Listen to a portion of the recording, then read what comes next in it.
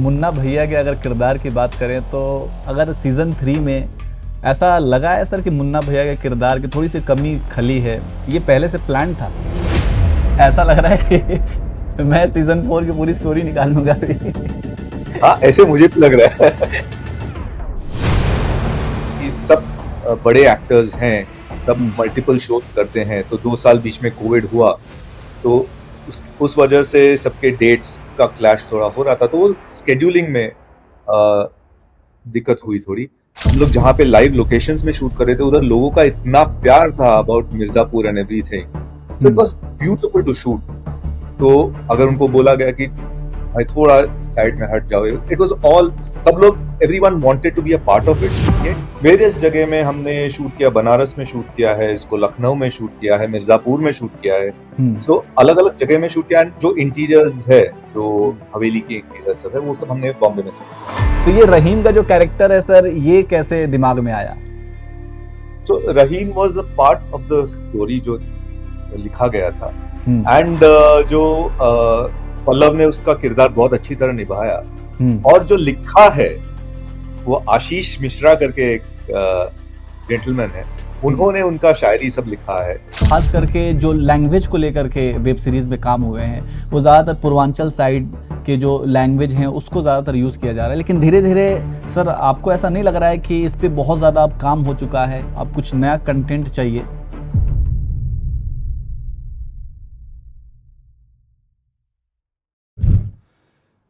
नमस्कार, मैं नियाज खान और आप देख रहे हैं एनएमएफ न्यूज। किसी भी कहानी को हूबहू ठीक वैसे ही पर्दे पर उतार देना जो उस कहानी की डिमांड हो, जो उस कहानी की मांग हो, एक विजनरी डायरेक्टर ही कर सकता है। और इन्हीं विजनरी डायरेक्टर में नाम आता है आनंद अय्यर सर का, क्योंकि आनंद अय्यर सर अभी हाल ही में आपको पता है कि मिर्जापुर 3 रिलीज हुई है और लोगों द्वारा बहुत ज्यादा पसंद किया जा रहा है। लेकिन जो इस पसंद की वजह है, जिन्होंने इसे बनाया है, जिन्होंने डायरेक्ट किया है, वो गुरमीत सिंह है और आनंद अय्यर सर हैं। तो आज हम अपने इस इंटरव्यू में आपको आनंद अय्यर सर से मिलवाने वाले हैं। तो चलिए सीधे आनंद अय्यर सर से मिलवाते हैं। सर, सबसे पहले तो आपका स्वागत है और बहुत बहुत शुक्रिया सर कि आपने वक्त निकाला, अपना कीमती वक्त हमारे लिए निकाला। सर, मिर्जापुर 3 रिलीज हुई है, लोग बहुत ज्यादा पसंद कर रहे हैं सर, कैसा लग रहा है सर? ये मेरा पहला लॉन्ग फॉर्मेट ये डेब्यू है जी। एंड मैं अभी अब तक I am just kind of soaking it in बोलते हैं ना, एकदम अभी सब डिफरेंट काइंड्स ऑफ रिव्यूज, सब अच्छा लग रहा है। It's a very nice feeling. जी। तो सर, ये सीजन जैसा कि मिर्जापुर 3 पहला जो सीजन था वो 2018 में आया, फिर जो दूसरा सीजन वो 2020 में आया, लेकिन तीसरे सीजन के आने में 4 साल का वक्त लग गया। तो इतना लंबा वक्त क्यों लग गया सर? क्या करे, कमबख्त कोविड आ गया ना बीच में। नहीं तो 2 इयर्स का गैप था। हाँ। 2018 2020 कोविड नहीं आता तो 22 में आ जाता। तो क्या मतलब उम्मीद करते हैं कि अब जो अगला सीजन जो सीजन 4 आएगा तो वो जल्दी आएगा या फिर इतना ही लंबा वक्त लगेगा? कोविड नहीं आएगा तो जल्द आ जाएगा। आई मीन सो या उम्मीद पे दुनिया कायम है यार। अब तो खैर उम्मीद नहीं है कि कोविड आएगा, तो मतलब हम जल्दी एक्सपेक्ट कर सकते हैं कि जल्दी आ सकता है। Absolutely absolutely. चलिए, तो लेकिन इसके साथ साथ एक और चीज है सर कि अभी तक जितने भी इंडियन वेब सीरीज हुए हैं ना, अब तक 5 सीजन तक तो वो नहीं पहुंचे हैं, पहले ही दम तोड़ देते हैं। तो क्या मतलब इस वेब सीरीज 5 तक पहुंच पाएगा, एक रिकॉर्ड बना पाएगा ये? आप लोग हो साथ में तो क्यों नहीं।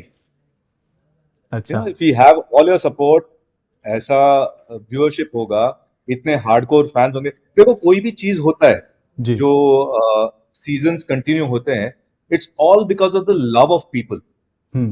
लोग देखते हैं, लोग they are involve with the world of Mirzapur. भाई ये कैरेक्टर क्या करने वाला है, क्या होने वाला है इसके साथ, आगे क्या होने वाला है। तो वो इन्वॉल्वमेंट जो होता है, that is what propels it to the next season. So दम नहीं तोड़ेगा। चलिए, यही उम्मीद करते हैं सर। लेकिन इसके साथ साथ मुन्ना भैया के अगर किरदार की बात करें तो अगर सीजन 3 में ऐसा लगा है सर कि मुन्ना भैया के किरदार की थोड़ी सी कमी खली है, ये पहले से प्लान था? हाँ, थोड़ी सी कमी है, एक ही सीन में थे मुन्ना भैया सीजन 3 में। बट सीजन 2 में ही ऑलमोस्ट पता चल गया था कि उनका अंत हो गया है। अच्छा। एंड every story जो है progress has to progress, so it's just a progression. इस बार सर मिर्जापुर मतलब जो तीसरा सीजन है उसमें थोड़ा सा स्टोरी को ना सर थोड़ा सा और ज्यादा विस्तार उसको दिया गया है और उसको बढ़ाया गया है। मेरे ख्याल से 7 जिलों को लेकर के स्टोरी पूरी बनाई गई है। तो इन 7 जिलों में अगर हम बात करें कि कालीन भैया का जो किरदार है ना सर वो थोड़े से कमजोर पड़ता हुआ दिखा है। मतलब इस पूरे सीरीज में ही तीसरे सीरीज में ही कालीन भैया के किरदार को कहीं ना कहीं साइड करके पेश किया गया है या फिर नेक्स्ट सीजन के लिए उनके किरदार को एक नया ट्विस्ट देने की तैयारी है सर। So जैसा कि आपको याद होगा सीजन 2 के एंड में जी तो एक बड़ा फाइट हुआ था हाँ एंड लोग मारे गए एंड जो भी हुआ सब बिखर गए, यानी कालीन भैया को अपना शरद शुक्ला ले गया, अभी बीना त्रिपाठी रह गई, गोलू और गुड्डू रह गए, सीएम रह गई। सो हर एक एकदम स्प्लिट हो गए सब लोग। और हमको क्या अभी हर एक का प्लॉट क्या अभी, क्योंकि कालीन भैया लोगों को पता नहीं कालीन भैया जिंदा है कि नहीं, सिर्फ शरद शुक्ला को पता है। सो अभी नेक्स्ट थ्रोन पे दावा किसका होगा, गद्दी पे दावा किसका होगा, हर एक का प्लॉटिंग सब ये करता। तो फिर इसीलिए हम लोग एवरी कैरेक्टर का विस्तार में दिमाग में क्या चल रहा है, क्या लेयर है, बिकॉज हर एक को गद्दी चाहिए। एंड जब तक कालीन भैया थे देयर वाज नो क्वेश्चन, कालीन भैया ही है द किंग ऑफ मिर्जापुर। अब किंग कहाँ है किसी को पता नहीं, तो हर एक को गद्दी। लेकिन सर जो तीसरे सीजन का जो एंड हुआ है उसमें हम ये, चूंकि मैं देख रहा था अभी मैंने परसों ही सर पूरा सीरीज मैंने कंप्लीट किया, मैं देख रहा था तो ये जो तीसरे सीजन का एंड है तो एक ट्विस्ट के साथ है। जैसे कि उधर मकबूल भी फिर से मकबूल की भी फिर से एंट्री हुई है, उधर कालीन भैया ने भी जितने भी बाहुबली थे उन सबको भी मार दिया। यहाँ तक कि शरद से जो उसने कालीन भैया ने जो शरद से प्रॉमिस किया था मिर्जापुर की गद्दी पर बैठाने के लिए, लेकिन पता नहीं क्या उनके और सीएम के बीच में डील हुई कि उसको भी शरद शुक्ला को भी कालीन भैया मार देते हैं। तो कुल मिलाकर के जो ट्विस्ट जो छोड़ा गया है, तो ये क्या अब जो चौथा सीजन आएगा तो चौथा सीजन में फिर से वो सारी चीजें कालीन भैया का दबदबा जो है वो फिर से देखने को मिलेगा, या फिर मकबूल फिर से कालीन भैया के जो राइट हैंड रहते हैं वैसा कुछ देखने को मिलेगा क्या सर? तो पहली बात तो शरद शुक्ला को उन्होंने बोला था मैं गद्दी पे बिठाऊंगा, मारते हैं लेकिन बिठाते हैं गद्दी पे। कालीन भैया अपने वर्ड रखते हैं कि मैंने बिठाया गद्दी पे। दूसरी बात, आपको गद्दी के लिए स्ट्रॉन्ग कंटेंडर्स चाहिए। कालीन भैया हैं, गुड्डू हैं, अभी इस सीजन में आपने देखा है जो लेडीज भी हैं उनका भी प्लॉटिंग हो रहा है। So it's a different angle. और अभी मकबूल को भी बुलाया गया, अभी मकबूल और कालीन भैया का 36 का ऑलमोस्ट आंकड़ा है। अगर आप देखते हो आफ्टर बाबूजी की मौत के बाद, जो दूसरे सीजन में जो हुआ था। करेक्ट। सो ऑल दिस अभी इट विल, देखिए तो क्या होता है, एक आपको क्रेसेंडो हाई रहता है, फाइट वाइट सब होता है, अभी इसमें प्लॉटिंग का पीरियड है, वापस obviously it has to go to a high, तो होगा। अच्छा, गोलू के किरदार पे अगर हम सर बात करें तो गोलू के किरदार को पहले के सीजन में ज्यादा थोड़ा सा स्ट्रांग दिखाने की कोशिश की गई है, दिखाया भी गया। इनफैक्ट जैसा कि आप कह रहे हैं कि बहुत सारे जो फीमेल कैरेक्टर्स हैं उसको भी आप लोग स्ट्रांग तरीके से पेश कर रहे हैं। तो क्या गोलू के किरदार को बबलू पंडित मतलब बबलू पंडित की जगह देने की कोशिश की गई है? ऐसे कोशिश नहीं की गई, बट हम लोग ये तो बता रहे हैं क्योंकि जो सब गोलू के साथ हुआ है obviously it hardens a person, तो वो हार्ड हो रही है और वो गुड्डू को भी सपोर्ट दे रही है अपने हिसाब से। एंड इन अ वे गोलू का भी लाइफ इस सीजन में उजड़ गया है क्योंकि उसके डैड भी मर जाते हैं परशुराम जी को। सो बबलू का रिप्लेसमेंट करके नहीं, but as an individual she is definitely stronger. In fact Golu ji ने ही एक ब्यूटीफुल डिस्क्रिप्शन दिया था अपने आप का। सीजन 1 में वो रसगुल्ला थी, सीजन 2 में आग बबूला, एंड सीजन 3 में बम का गोला। सो that is a natural progression, that's such a beautiful way describe किया है उन्होंने अपने आप को। गुड्डू पंडित के अगर किरदार की बात करें सर, तो गुड्डू पंडित के किरदार को इतना ज्यादा खतरनाक दिखाया गया है। मतलब जब मैं वो सीरीज देख रहा था तो कहीं कहीं मतलब मुझे गुस्सा भी आ रहा था जो किरदार को डिजाइन किया गया। जैसा कि एक सीन आता है जब वो आंख जो है अपने हाथ उंगलियों से आंख उसके निकाल लेता है, तो ऐसा खतरनाक किरदार डिजाइन किया गया। और लेकिन अंत आते आते उस किरदार को गिल्टी भी होता है। तो क्या ये कोई जरूरी होता है कि अगर ऐसे किरदार को गिल्टी फील कराना? सो अगर आप देखते हो तो Guddu as a person is a nice person. अगर सीजन 2 में देखते हो तो लाला की जो पोती है उसको वो, आई मीन पोती ने इनफैक्ट, वो एक छोटी बच्ची जो अभी फिलहाल शबनम की बेटी है, उसको you see the interaction between, you see the soft side of him. And जो हो रहा है उस रॉबिन के साथ हुआ, वो क्राइम ऑफ पैशन था इन द मोमेंट। वो ऐसे गया नहीं था कि मैं रॉबिन को मार डालूं, वो हो गया बात तो। एंड जब मारने के बाद उसे रियलाइज होता है कि ये मुझसे क्या हो गया, तो ऐसे नहीं को खतरनाक और यू नो बैड आदमी ऐसा नहीं है। He has emotions, layers and everything. कोई कोई चीज क्राइम ऑफ पैशन बोलते हैं, उस दरमियान घट जाती है कि ड्यूरिंग दैट मोमेंट हो जाता है ऐसा। अब सर जैसा कि हम कालीन भैया पे बात कर रहे थे, तो कालीन भैया हो गए, जेपी यादव हो गए, मकबूल हो गए, ये ऐसे किरदार थे जो सीजन 2 में बहुत ज़्यादा मतलब दमदार तरीके से इनके किरदार को काफ़ी ज़्यादा लोगों ने पसंद किया। और शायद उम्मीद ये कर रहे थे कि तीसरे सीजन में भी इनके किरदार ऐसे ही उभर करके आएंगे, लोग पसंद करेंगे। लेकिन तीसरे सीजन में इनके किरदार ज़्यादा मतलब ऐसा स्ट्रांग नहीं आया। जैसे जेपी, अगर जेपी यादव की बात करें तो जेपी यादव भी कहीं ना कहीं बीच बीच में दिखते हैं। और कालीन भैया तो खैर शरद शुक्ला के घर पे रह रहे हैं। मकबूल पूरा ही गायब हैं। एंड में मकबूल आते हैं तो एक ट्विस्ट बनता है। तो इन तीनों किरदारों को लोगों ने काफ़ी ज़्यादा मिस किया है सर। तो क्या रीज़न रहा है कि ये तीनों किरदार सीजन 3 में थोड़े से मतलब मतलब अनदिखे रहे हैं?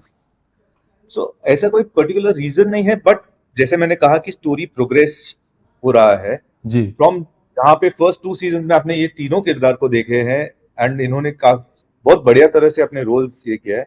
लास्ट में मैसेकर होता है, अभी इसके आगे क्या होता है। अभी ये जो गद्दी पे कौन बैठेगा, और गद्दी पे सब लोग बैठना चाहते हैं, तो हर एक का प्लॉटिंग प्लानिंग क्या चल रहा है ये बताने में, ये सेटअप, ये इसमें हम लोग काफी सेटअप कर रहे हैं। It is almost like season 4 के लिए यू आर सेटिंग एवरीथिंग, क्योंकि आगे जाके कहानी प्रोग्रेस होगी। हाँ सर, शूट को लेकर के थोड़ा कुछ बताइए कि शूट को लेकर के क्या कुछ दिक्कतें आई होंगी आप लोगों को, क्योंकि बहुत ही बड़ा मतलब क्रू होगा, कास्ट होगा, और पहले के मुकाबले में बहुत से ज़्यादा लोग इसमें जुड़े हुए भी हैं। तो किस तरीके से आप लोग शूट करते थे, क्या दिक्कतें आती थी? दिक्कतें दिक्कतें बोले तो the only thing was dates के जो एक्टर्स के थे, क्योंकि सब बड़े एक्टर्स हैं, सब मल्टीपल शोज करते हैं, तो 2 साल बीच में कोविड हुआ, तो उस वजह से सबके डेट्स का क्लैश थोड़ा हो रहा था, तो वो स्केड्यूलिंग में दिक्कत हुई थोड़ी। बट हम लोग जहाँ पे लाइव लोकेशंस में शूट कर रहे थे, उधर लोगों का इतना प्यार था about Mirzapur and everything, so it was beautiful to shoot. तो अगर उनको बोला गया कि भाई थोड़ा साइड में हट जाओ, इट वाज ऑल, सब लोग, everyone wanted to be a part of it, yet उन्होंने सब रूल्स फॉलो किया सब कुछ के साथ, ऐसे कोई दिक्कत आई नहीं as such। ये कहाँ सर शूट किया था आप लोगों ने इसे? वेरियस जगह में हमने शूट किया, बनारस में शूट किया है इसको, लखनऊ में शूट किया है, मिर्जापुर में शूट किया है। सो अलग अलग जगह में शूट किया है। जो इंटीरियर्स है, जो हवेली के इंटीरियर्स सब है, वो सब हमने बॉम्बे में सेट किया। और जो सर जो नए किरदार को आप लोगों ने इंट्रोड्यूस किया है, तो उन किरदारों को आप लोगों ने कैसे अप्रोच किया? मतलब कि क्या ये लोकल थे वहाँ के या फिर? नहीं, हमारे जो एक बहुत फेमस इस सीजन में किरदार हुआ है रहीम का, वो यहीं का है, जो पोएट है। एंड जो वाल्मीकि जी हैं, जो वो भोपाल के हैं। सो ओवरऑल ऐसा कास्टिंग हुआ था, एंड प्रोसेस है जहां से अच्छा कास्ट मिल जाता है, तो वैसे। इन जो नए किरदार इंट्रोड्यूस हुए हैं सर, क्या आगे नेक्स्ट सीजन में उन किरदारों को और ज्यादा बढ़ाया जाएगा? देखिए ऐसा लग रहा है कि मैं सीजन 4 की पूरी स्टोरी निकाल लूंगा अभी। हाँ, ऐसे मुझे भी लग रहा है कि साथ में लिखते हैं।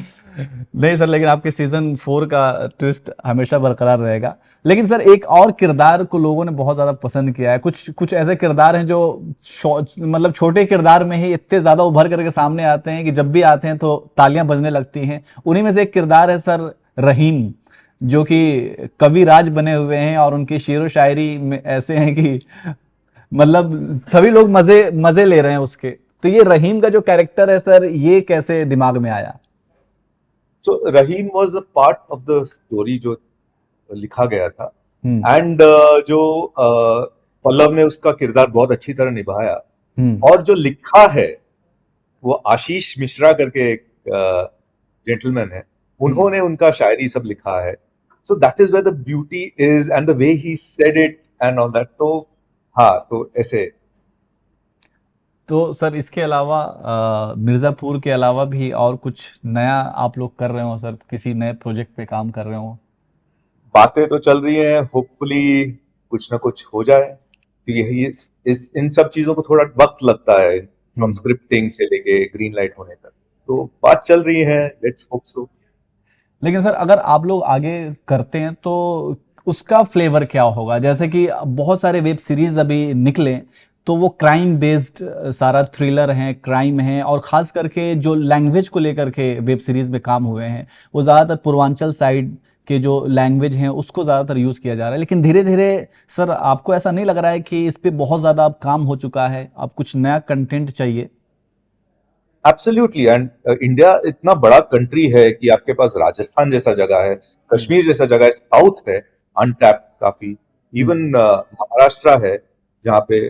सो आई मीन काफी कुछ ऐसे इंक्वायरीज तो आ रहे हैं। हम्म। सो होपफुली, जैसे मैंने कहा कि वो इंक्वायरीज ग्रीन लाइट होते होते वक्त लगता है, बट आजकल काफी किस्म के इंक्वायरीज हो रहे हैं, क्योंकि जैसे आपने राइटली कहा है कि काफी कुछ पूर्वांचल उस एरिया में हो रहा है। हम्म। तो ऑब्वियसली थोड़ा उससे हट के हम लोग उसमें भी देख रहे हैं। तो क्या हो सकता है सर? मतलब किस तरह के कंटेंट पे आप लोग काम कर सकते हैं या फिर करना चाहिए सर? सो एक क्राइम तो हो गया है ये। हम्म। I just feel our country is in the need of a lot of comedy. जी।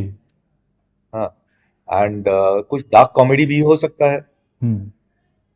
सो मेरा पर्सनल, अगर मुझे पूछोगे, मुझे क्राइम थ्रिलर्स और डार्क कॉमेडीज बहुत, अच्छा। रोमांस है, बट यस, ये तो दोनों। कुल मिलाकर के सर मिर्ज़ापुर जो है वो मिर्ज़ापुर 3 लोगों को बहुत ज़्यादा पसंद आ रहा है और लोग देख भी रहे हैं। और ख़ास करके जो हर एक किरदार जो है ना सर, हर एक किरदार जो है वो लोगों के दिमाग में बैठा हुआ है, उसके डायलॉग्स बैठे हुए हैं। और ये 2018 में जब ये जब 2018 में ये सीरीज़ आई थी तभी लोगों के दिमाग पे ये चढ़ गया था। फिर 2020 में, फिर लेकिन 4 साल का जो वक्त हो गया, लेकिन फिर भी लोगों काफ़ी बेसब्री से इंतज़ार कर रहे थे। अब जैसा कि आपने बताया सर कि अब उम्मीद है कि सीज़न 4 का ज़्यादा इंतज़ार नहीं करना पड़ेगा। और सर आपने बहुत कुछ शेयर किया मिर्ज़ापुर 3 से लेकर के उसके सेट से रिलेटेड। सर आपका बहुत बहुत शुक्रिया sir. Thank you so much, thank you, शुक्रिया।